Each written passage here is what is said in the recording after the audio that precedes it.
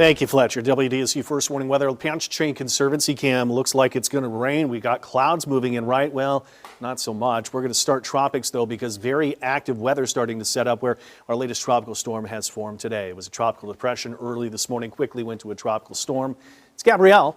And the thing is, it's way out into the Atlantic, and the only people that need to be watching this are going to be Bermuda. You can see these are the likelier forecast tracks taking it here. A few outliers to show, but when you go in real close, and the National Hurricane Center's particular track with this, it's going northwest, tropical storm. It's in some wind shear right now.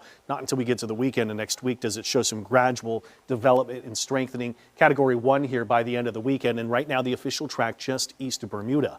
But that's not it, though. The National Hurricane Center had one zone of possible formation and a low chance over the last couple of days, added in a second zone today. So the leading tropical wave that we've been tracking is X marks the spot, Cabo Verde Islands here, and this is the due west zones here that I pointed out, 10 to 20% chance of formation over the next 1 to 2 days, 3 to 7 days. Second zone is the one that is outlined here. It has no X marks the spot for a particular tropical wave because it's still over Africa, needs to move into the ocean waters before it actually has an X marks the spot area. But I'm going to first start with the leading wave here.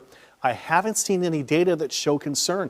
I don't see organization out of this. I don't even see any strengthening at all going north of the Greater Antilles, possibly Turks and Caicos, Bahamas shown here.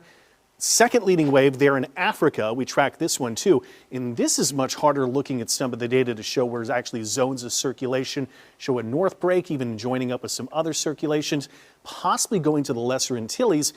But again, we just don't see data that show that there's any risk and threat for even the Gulf, let alone even Louisiana. So that's some of the best news right now. Even though it's active, we've got one system and tracking 2 others, so 3 altogether. Real-time temperatures, rain-cooled air in Hammond at 79, 88 here in town, and the reason we've got rain-cooled air is because when we look at Doppler radar, you can see there are some storms west of here. Zoom out a little farther, and quite the scattered storm activity west. We just could not get into any of that. Tangipahoa Parish got a few heavy downpours earlier from around Kentwood, 55 corridor, Independence to Roseland, and that's been it. Maybe an isolated shower that's come to some of the river parishes farthest west. St. James, I'm looking at you. So from the real-time temperatures to the dew points still haven't been running too bad. There have been 50s in Bogalusa, but we're now starting to get those to rise.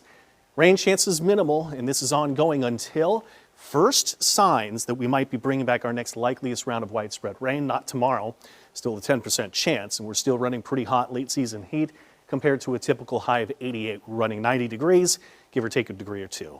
Same forecast to round out the week on Friday, 10% chance of the shower storm. We're running 90 degrees, give or take a degree or 2, and the same thing through the weekend.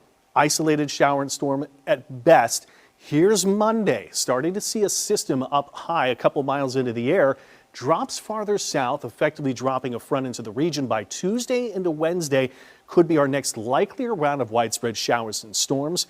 That's what it looks like right now. But again, days 6 to 7, I still consider that a low chance since it has been so dry lately. So the WDSU First Warning Weather 7-day continuation of at least the late season heat, minimal rain. Oh yeah, astronomical fall begins Monday, and then we're hoping for the storms Tuesday, Wednesday.